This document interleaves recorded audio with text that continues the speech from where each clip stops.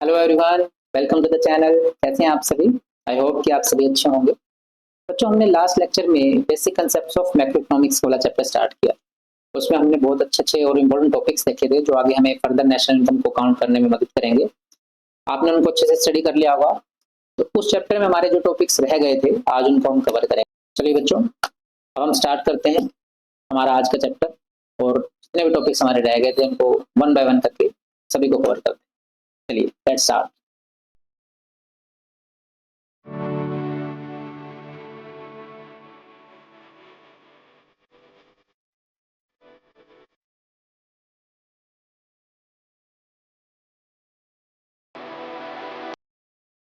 सबसे पहले देखिए, आज हम जो टॉपिक्स पढ़ेंगे वो एक तो हमारा टॉपिक है gross investment, net investment and depreciation का। उसके बाद दूसरा टॉपिक हमें पढ़ना है नेट इनडायरेक्ट टैक्सेस, और फिर उसके बाद है net factor income from abroad. ये तीन टॉपिक्स हमारे लास्ट वाले चैप्टर में रह गए थे, तो आज हम कवर कर। देखिए, सबसे पहले हम इन्वेस्टमेंट के बारे में देखते हैं कि इन्वेस्टमेंट क्या होता है। देखिए, इन्वेस्टमेंट का मतलब क्या है कि जब कोई फर्म इन्वेस्टमेंट करती है, इन्वेस्टमेंट किस लिए करेगी? वो एसेट्स को बनाने के लिए, यानी कि अपनी कैपिटल फॉर्मेशन के लिए इन्वेस्टमेंट करती है। तो इसीलिए इन्वेस्टमेंट का दूसरा नाम क्या है? Capital formation. यानी कि जब किसी कैपिटल को, एसेट्स को परचेज किया जाता है, तो देखिए सबसे पहले जो हमारा कैपिटल स्टॉक होता है, पूंजी होती है, वो दो चीजें होती है उसके अंदर। एक तो क्या होता है, एक होता है फिक्स्ड कैपिटल, और दूसरा हमारा क्या होता है? इन्वेंट्री। इन्वेंट्री का मतलब है कि जो स्टॉक ऑफ गुड्स है, स्टॉक ऑफ गुड्स, इन दोनों को बढ़ाने के लिए ही इन्वेस्टमेंट फर्म्स करती हैं। तो फिक्स्ड कैपिटल में क्या क्या चीजें आएंगी? जैसे कि कोई बिल्डिंग परचेज की है या बिल्डिंग कंस्ट्रक्ट की है, तो बिल्डिंग, ठीक है, या इसके अंदर कोई मशीनरी परचेज की है हमने, तो वो फिक्स्ड कैपिटल में आएगी, जो जिसको आगे हम फर्दर प्रोडक्शन के लिए यूज करते हैं।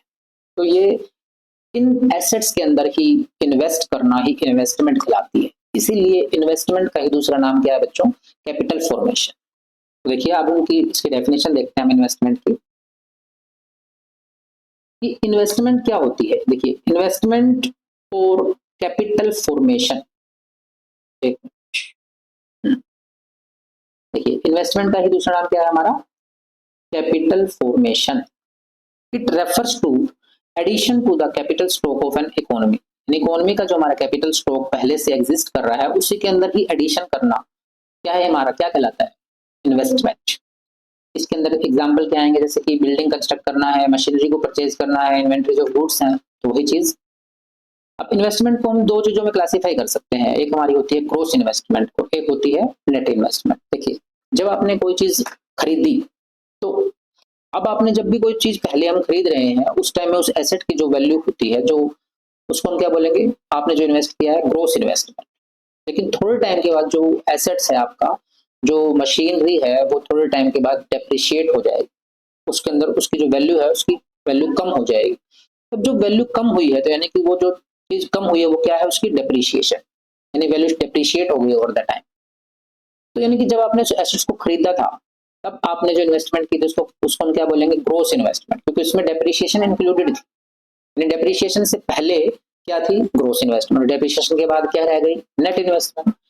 ग्रोस इन्वेस्टमेंट में से हम डेप्रिशिएशन को माइनस कर देंगे, तो हमारा क्या बच जाए? Net investment. तो देखिए, gross investment is addition to the stock of capital before making allowance for the depreciation. यानी डेप्रिशिएशन से पहले जो इन्वेस्टमेंट आप कर रहे हैं, वो क्या है? Gross investment. और डेप्रिशिएशन के बाद कौन सी इन्वेस्टमेंट बच जाएगी आपकी? जो नेट इन्वेस्टमेंट होगी, यानी कि वो प्रोडक्टिव इन्वेस्टमेंट में काम आएगा। ठीक है, चलिए नेक्स्ट टॉपिक देखिए। देखिए,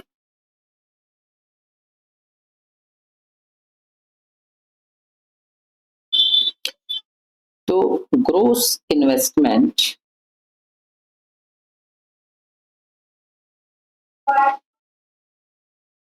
क्या होती है?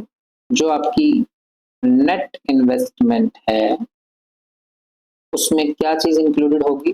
डेप्रिशिएशन। आज चलिए अब ये देखिए नेट इन्वेस्टमेंट क्या है आपकी, ग्रोस इन्वेस्टमेंट में से हम जब डेप्रिसिएशन को माइनस कर देंगे तो हमारी क्या बच जाएगी, नेट इन्वेस्टमेंट। अब डेप्रिसिएशन क्या है, डेप्रिसिएशन मैंने आपको बताया जब किसी एसेट की वैल्यू में कमी आती है, यानी कि कोई उसकी वैल्यू कम होती जाएगी ओवर द टाइम, तो वो उसकी क्या कहलाएगी, डेप्रिसिएशन अमाउंट कहलाएगा।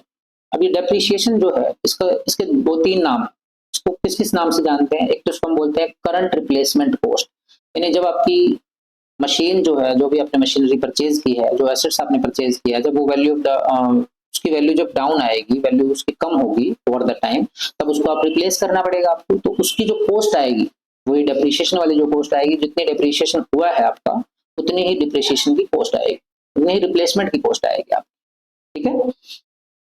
तो देखिए सबसे पहले हमारे पास इसका जो नाम आता है डेप्रिसिएशन का, वो है करंट रिप्लेसमेंट कॉस्ट, और एक और नाम इसका replacement cost of fixed capital, एक है कैपिटल कंजम्पशन अलाउंस, ठीक है।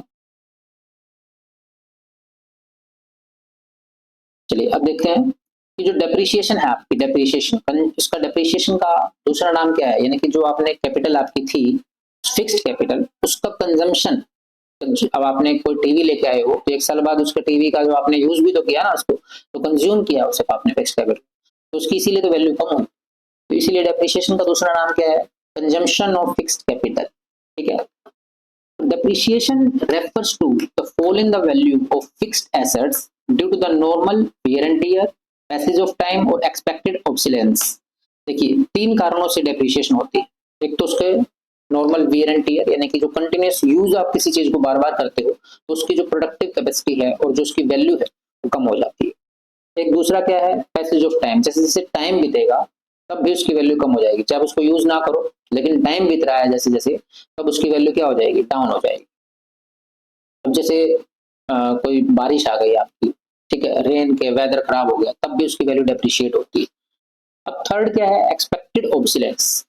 एक्सपेक्टेड ऑब्सिलेंस का मतलब क्या है, जब टेक्नोलॉजी चेंज हो जाती है, जैसे जैसे टाइम आगे बढ़ता है तो टेक्नोलॉजी तो चेंज हो ही रही है, या उस गुड्स एंड सर्विसेज की डिमांड में चेंज आ जाना, अब लोग उस चीज की डिमांड ही नहीं कर रहे, तो उसका यूज नहीं हो रहा, तो उसका क्या होगा, उसकी वैल्यू कम होती जाएगी। तो ये कुछ कारण होते हैं, कुछ रीजंस होते हैं जिसकी वजह से डेप्रिसिएशन किसी भी फिक्स्ड कैपिटल का होता है।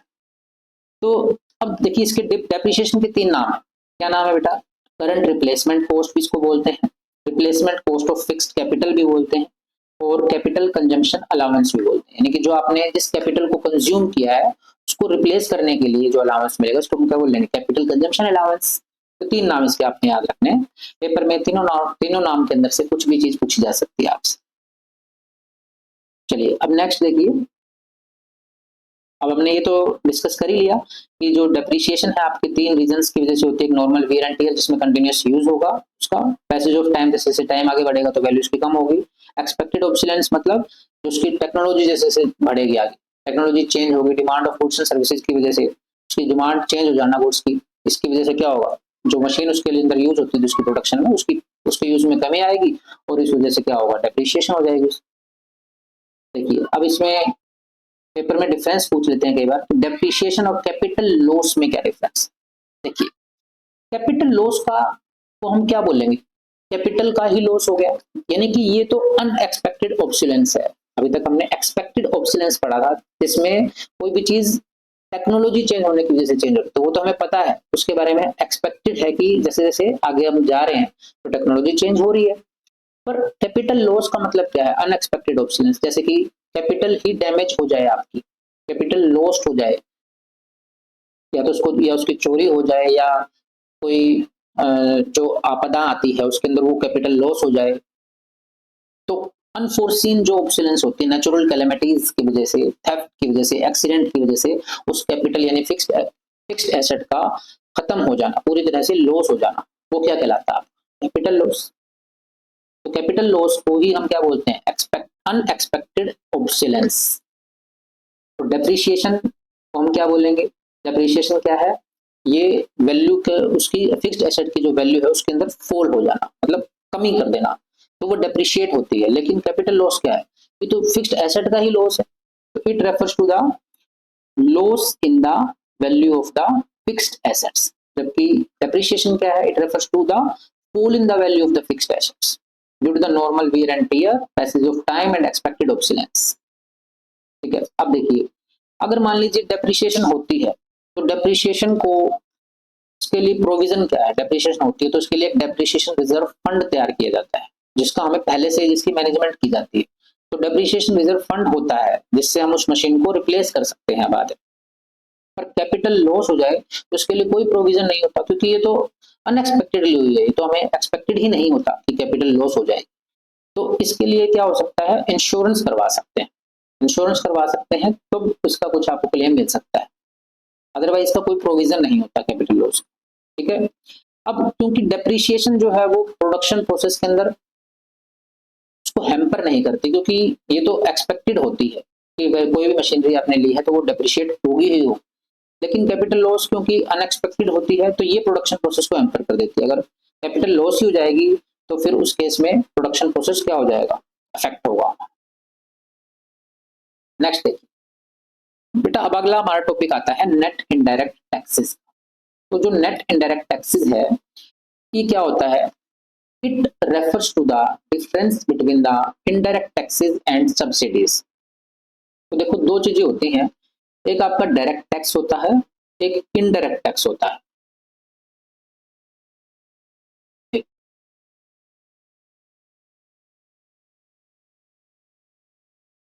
देखिए जब किसी चीज के ऊपर डायरेक्ट टैक्स लगता है, जैसे कि आपकी इनकम है, इनकम के ऊपर जो टैक्स लगता है वो कौन सा टैक्स होता है, डायरेक्ट टैक्स। वो डायरेक्ट टैक्स इनकम पे लगता है। लेकिन मान लीजिए आपने कोई वॉच खरीदी, तो वॉच का जो बेस प्राइस है सपोज कीजिए वो कितना है, 500 रुपये। उसके ऊपर 10% क्या लग गया आपका, जीएसटी लग गया। तो अब इसकी जो टोटल कॉस्ट होगी वो कितनी होगी, 10 रुपए के हिसाब से जो हमारा 50 रुपये लग गया, तो टोटल कॉस्ट कितनी होगी इसमें हमारा 550 रुपीज कॉस्ट होगी इसकी। तो इसके अंदर जो ये जो टैक्स लगा है जीएसटी हमारा, ये क्या है, ये इनडायरेक्ट टैक्स। तो जब ये किसी चीज के ऊपर लगता है तो ये किसी चीज का प्राइस बढ़ा देता है, यानी कि इसका मार्केट प्राइस क्या करेगा, ये बढ़ा देगा। तो इनडायरेक्ट टैक्स वो होता है। देखिए indirect tax it refers to those taxes which are imposed by the government। ये गवर्नमेंट लगाती है ऑन प्रोडक्शन के ऊपर and sale of goods and services. जैसे कि अभी हमने देखा है कि अगर आपने कोई स्पीकर खरीदा, मान लीजिए एक सेट स्पीकर का खरीदा जिसकी कॉस्ट क्या है, 500 रुपये कॉस्ट है बनने की कॉस्ट, प्रोडक्शन कॉस्ट उसकी 500 रुपये है। गवर्नमेंट ने उसके ऊपर जीएसटी लगा दिया 10% का, तो उसकी स्पीकर की कॉस्ट इंक्रीज होकर कितनी होगी, 550 रुपीज होगी। तो यहाँ उसकी मार्केट प्राइस को बढ़ा दिया गया है। जबकि जो सब्सिडीज होती हैं वो इनडायरेक्ट टैक्स के जस्ट अपोजिट होती है। जैसे क्योंकि इनडायरेक्ट टैक्स मार्केट प्राइस को बढ़ाते हैं जबकि सब्सिडीज मार्केट प्राइस को रिड्यूस करती है। लेकिन सब्सिडीज क्या है, सब्सिडीज एक ट्रांसफर पेमेंट है जो गवर्नमेंट देती है। किसको देती है, जो प्रोड्यूसर्स हैं, जो उनको इंकरेज करने के लिए कि वो बैकवर्ड एरियाज के अंदर जाके इंडस्ट्रीज को सेटअप करें, वहां प्रोडक्शन करें, ठीक है, ताकि लोगों को रोजगार मिले। ठीक है, इसीलिए उनको वहां इंडस्ट्री सेटअप करने के लिए इंकरेज करने के लिए सब्सिडी देती है गवर्नमेंट। ठीक है, या फिर जो एक्सपोर्ट होता है हमारी कंट्री से दूसरी कंट्री में जो एक्सपोर्ट होता है, तो जो छोटे छोटे एक्सपोर्टर होते हैं उनको इनकरेज करने के लिए सब्सिडी मिलती है। ठीक है, ये ट्रांसफर पेमेंट होती है जो गवर्नमेंट्स के द्वारा दी जाती है। ठीक है, अब इसका मेन काम क्या होता है कि ये प्रोडक्शन एक्सपोर्ट को प्रमोट करती है और फर्म्स को इंकरेज कर रही है बैकवर्ड एरियाज में इंडस्ट्री को सेटअप करने के लिए। दूसरा मार्केट प्राइस क्या करते हैं, ये रिड्यूस करते हैं कि जब मान लीजिए इन्होंने जितनी सब्सिडी दी तो उतना ही उस प्रोडक्ट का प्राइस क्या हो जाएगा, कम हो जाएगा। इसको हम इकोनॉमिक असिस्टेंस या फाइनेंशियल असिस्टेंस भी बोलते हैं सब्सिडीज को। ट्रांसफर पेमेंट तो है ही, क्योंकि ट्रांसफर पेमेंट क्या होती है, जिसके बदले में सरकार को कुछ नहीं मिलता। सरकार ने प्रोड्यूसर्स को दी सब्सिडी बट उसके बदले में वो कुछ नहीं ले रही, तो वो ट्रांसफर पेमेंट हमने लास्ट लेक्चर में पढ़ाई था। तो देखिए नेट इनडायरेक्ट टैक्स क्या होता है, नेट इनडायरेक्ट टैक्स होता है इनडायरेक्ट टैक्सेस में से आप सब्सिडीज को क्या करेंगे, माइनस करेंगे, तो हमारे पास क्या आ जाएगा, नेट इनडायरेक्ट टैक्स आ जाएगा। ठीक है, यानी किसी भी प्रोडक्ट के बारे में आपको हमेशा याद रखना है कि अगर हमें नेट इनडायरेक्ट टैक्स निकालना है तो सबसे पहले आप इनडायरेक्ट टैक्स निकालिए, इनडायरेक्ट टैक्स के अंदर से आप सब्सिडीज को माइनस कर दीजिए, तो फिर क्या आ जाएगा आपका नेट इनडायरेक्ट टैक्स आ जाएगा। ये आगे हमें नेशनल इनकम को जब हम काउंट करेंगे तब हमें यूजफुल होगा, तो ये आपको पता होना चाहिए। चलिए नेक्स्ट देखते हैं। अब आगे आता है बेटा factor cost versus market price. देखिए फैक्टर कॉस्ट क्या होती है? फैक्टर कॉस्ट मतलब फैक्टर पेमेंट जो हाउस होल्ड ने फर्म्स को फैक्टर सर्विसेज दी थी उसके बदले में उनको क्या मिली थी? फैक्टर इनकम मिली थी। तो जो प्रोड्यूसर्स हैं, जो फर्म्स हैं, उन्होंने हाउस होल्ड को क्या दी? Factor cost. तो उनके लिए क्या होगी? वो कॉस्ट है ना, फैक्टर पेमेंट जो उन्होंने दी, तो प्रोड्यूसर्स के लिए वो क्या है? फैक्टर कॉस्ट, यानी कि उतनी फैक्टर्स की कॉस्ट लगेगी, तो वो फैक्टर कॉस्ट होती है। और मार्केट प्राइस क्या होता है? जिस प्राइस पे प्रोडक्ट जो है मार्केट में सेल किया जाता है उसी प्राइस को हम क्या बोलते हैं? मार्केट प्राइस बोलते हैं। तो अगर मान लीजिए मार्केट प्राइस है और एक साइड हमारे पास फैक्टर कॉस्ट है, फैक्टर कॉस्ट में जब हम नेट इनडायरेक्ट टैक्सेस को जोड़ देंगे तब हमारे पास क्या आ जाएगा? मार्केट प्राइस आ जाएगा। क्योंकि मैंने आपको बताया था कि जो नेट इनडायरेक्ट टैक्सेस है उसके अंदर दो चीजें बनी होती हैं। क्या क्या? एक तो आपका इनडायरेक्ट टैक्सेस और दूसरी आपकी सब्सिडीज। तो इनडायरेक्ट टैक्सेस तो क्या करेंगे? प्रोडक्ट के प्राइस को बढ़ा देंगे, जबकि सब्सिडीज क्या करेंगे? कम करेंगे। तो इसलिए नेट इनडायरेक्ट टैक्सेस को आप फैक्टर कॉस्ट में जब जोड़ देंगे तो आपके पास क्या आ जाएगा? मार्केट प्राइस आ जाएगा। देखिए इस डायग्राम में कि मार्केट प्राइस से जब मैंने माइनस किया नेट इनडायरेक्ट टैक्सेस को तो फैक्टर कॉस्ट आ गई, और फैक्टर कॉस्ट में जब मैंने नेट इनडायरेक्ट टैक्सेस को प्लस किया तो मेरे पास क्या आ गया? मार्केट प्राइस आ गया। अब देखिए कुछ क्वेश्चंस हैं, तो क्वेश्चंस करते हैं। और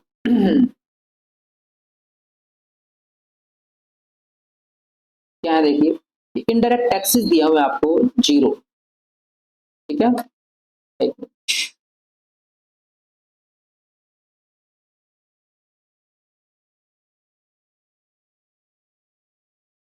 इनडायरेक्ट टैक्सेस कितने दिए हुए हैं? हमारे 0। तो सब्सिडीज दी हुई है और इनडायरेक्ट टैक्सेस दिए हुए हैं, तो हमें क्या निकालना है? यहाँ पे नेट इनडायरेक्ट टैक्सेस निकालना है। देखिए निकालते हैं। नेट इनडायरेक्ट टैक्सेस क्या होंगे हमारे? इनडायरेक्ट टैक्सेस कितने दिए हुए हैं? 0। और सब्सिडीज कितनी दी हुई है? 100। तो क्या आंसर आ जाएगा इसका? -100। ये हमारा नेट इनडायरेक्ट टैक्सेस आ गए इसका। इसी तरह से देखिए जो इनडायरेक्ट टैक्सेस हमें इस केस के अंदर दिए हुए हैं 250, और सब्सिडीज कितनी दी हुई है? 0। तो इसका आंसर क्या आ जाएगा आपका? Net indirect taxes 250। अब इनडायरेक्ट टैक्सेस हमें दिए हुए 200, सब्सिडीज दी हुई आपको 120, तो आपका नेट इनडायरेक्ट टैक्सेस कितना आ गया? 80। इस तरह से आपको निकालना आना चाहिए, फॉर्मूला आपको पता होना चाहिए। नेट इनडायरेक्ट टैक्सेस क्या होते हैं? Indirect taxes minus subsidies. चलिए अब देखिए बड़ा इंपॉर्टेंट कंसेप्ट है net factor income from abroad. Slide ले लेते हैं समझाने से पहले आपको। देखिए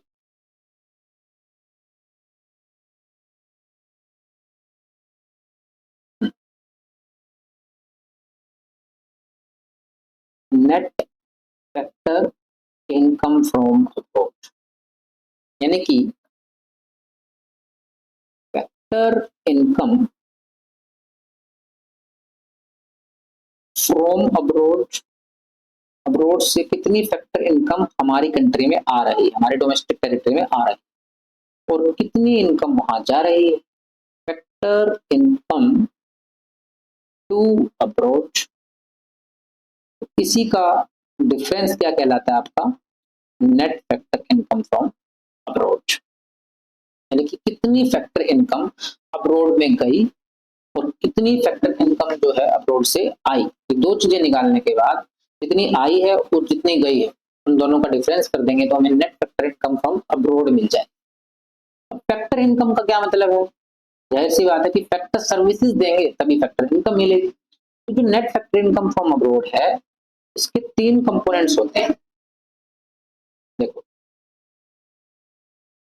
जो net factor income from abroad है इसके 3 कंपोनेंट होते हैं। कौन कौन से होते हैं जी? यानी कि 3 तरीके से फैक्टर इनकम जो है वो अब्रॉड में जाती भी है और वहां से आती भी है। जैसे जी एक तो वेजेस और सैलरीज की फॉर्म में, यानी कि जो वर्कर्स या एम्प्लॉयज हमारे यहाँ फॉरेन कंट्रीज के जो वर्कर्स या एम्प्लॉयज हमारे यहाँ काम करते हैं, या हमारी कंट्री के जो नॉर्मल रेजिडेंट्स हैं और दूसरे अब्रोड में काम करते हैं, ठीक है। मान लीजिए इन्होंने इनको प्रॉपर्टी दे रखी है तो उसका रेंट आएगा, ठीक है। कैपिटल दे रखी है, इंटरेस्ट आएगा। एंटरप्रेन्योरशिप की सर्विस दे रखी है तो इससे क्या आएगा आपके पास, डिविडेंड्स आएंगे। तो प्रॉपर्टी और एंटरप्रेन्योरशिप ये सर्विस उन्होंने दी है, ठीक है। तो इसकी फॉर्म में उनको क्या मिलेगा, इसके लिए क्या फैक्टर पेमेंट मिलेगी उनको, रेंट की फॉर्म में मिलेगा, इंटरेस्ट मिलेगा और डिविडेंड्स। एक हमारे पास थर्ड क्या है, थर्ड हमें मान लीजिए जो कंपनीज है हमारी इंडियन कंपनीज है और जो फॉरेन में लोकेटेड है तो उनकी जो अर्निंग होती है, तो जो अर्निंग यहाँ आती है या यहाँ से वहां जा रही है तो उसका नाम क्या है, रिटेन्ड अर्निंग। अब इसका नाम रिटेन्ड क्यों है कि जो भी कुछ उनका प्रॉफिट है उसमें से उन्होंने कॉर्पोरेट टैक्सेस भी दे दिया, उन्हें डिविडेंड्स भी डिस्ट्रीब्यूट कर दिए, उसके बाद जो उनके पास बच गई वो क्या बची, रिटेन्ड अर्निंग्स बची। तो रिटेन्ड अर्निंग्स बचने के जो बच जाती है वो उसका ट्रांसफर होता है। तो जबकि net factor income from abroad wages and salaries की फॉर्म में जो आ रही है उसको हम क्या बोलेंगे, कॉम्पनसेशन टू एम्प्लॉइज। तो एम्प्लॉइज को कंपनसेशन मिलता है वेजेस और सैलरीज की फॉर्म में जो उन्होंने काम किया है, ठीक है। अगर उन्होंने प्रॉपर्टी एंटरप्रेन्योरशिप की फैक्टर सर्विसेज दी है तो उसके बदले में उनको क्या मिल रहा है, रेंट मिल रहा है, इंटरेस्ट मिल रहा है, डिविडेंड्स मिल रहे हैं, ठीक है।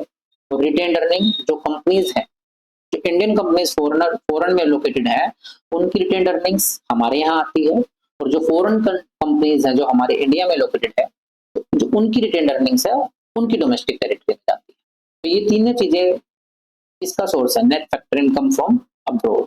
तो यहाँ से हमें नेट फैक्टर इनकम निकालना, तो देखिए तो टोटल ये तीनों कंपोनेंट्स को टोटल जो कंपोनेंट्स करेंगे तो जो फॉरेन की नॉर्मल रेजिडेंट्स हो या फॉरेन की जो कंपनीज है यहाँ से जो अर्न करती हैं और हमारी जो कंपनीज है वहां से जो अर्न करती है, दोनों का डिफरेंस क्या कहलाएगा आपका, net factor income from abroad.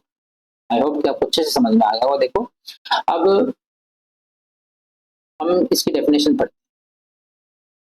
देखिए इसकी डेफिनेशन में क्या है कि it refers to the difference between the factor income received from the rest of the world and factor income paid to the rest of the world। तो दोनों का difference ही क्या कहलाएगा, net factor income from abroad, ठीक है। ये सारी चीजें हमने पढ़ ली हैं। अब इसके बाद देखिए अब इसका सिग्निफिकेंस क्या है कि क्यों हम इस कंसेप्ट को यूज करते हैं net factor income from abroad. देखिए net factor income from abroad जो है ये बहुत ही इंपॉर्टेंट कंसेप्ट है, इसके लिए जब हम डोमेस्टिक इनकम और नेशनल इनकम को डिस्टिंग्विश करते हैं तो उसके लिए बड़ा इंपॉर्टेंट कंसेप्ट है net factor income from abroad. क्योंकि जब हम डोमेस्टिक इनकम में net factor income from abroad जोड़ देते हैं तो उससे नेशनल इनकम निकलती है। तो ये आपको याद रखना है। देखिए यहाँ डोमेस्टिक इनकम के अंदर जब हम फैक्टर इनकम फ्रॉम अब्रोड को जोड़ेंगे और फैक्टर इनकम टू अब्रोड यानी कि net factor income from abroad को ही जोड़ रहे हैं हम इसमें डोमेस्टिक इनकम में, तो हमें क्या मिल रहा है, हमें वहां पे नेशनल इनकम मिल रही है। तो ये याद रखना है आपने कि जब भी डोमेस्टिक इनकम के अंदर हम net factor income from abroad जोड़ देंगे तो हमें क्या मिल जाएगा, नेशनल इनकम मिल जाएगा। चलिए अब एक बात को आपने याद रखना है, देखिए अभी हमने स्लाइड देखी थी इसके अंदर net factor income from abroad इन दोनों का डिफरेंस था। अगर मान लीजिए ये जो हमारा सपोज कीजिए ए पार्ट है और ये हमारा बी पार्ट है, तो अगर net factor income from abroad वो ज्यादा है किससे, factor income paid to abroad, तो आपकी net factor income from abroad क्या आएगी, पॉजिटिव आएगी। और अगर आपकी factor income from abroad less है किससे, factor income paid to abroad, तो जो आपकी net factor income from abroad आएगी वो नेगेटिव आएगी। अगर दोनों बराबर हैं तो आपकी net factor income from abroad क्या आएगी, जीरो।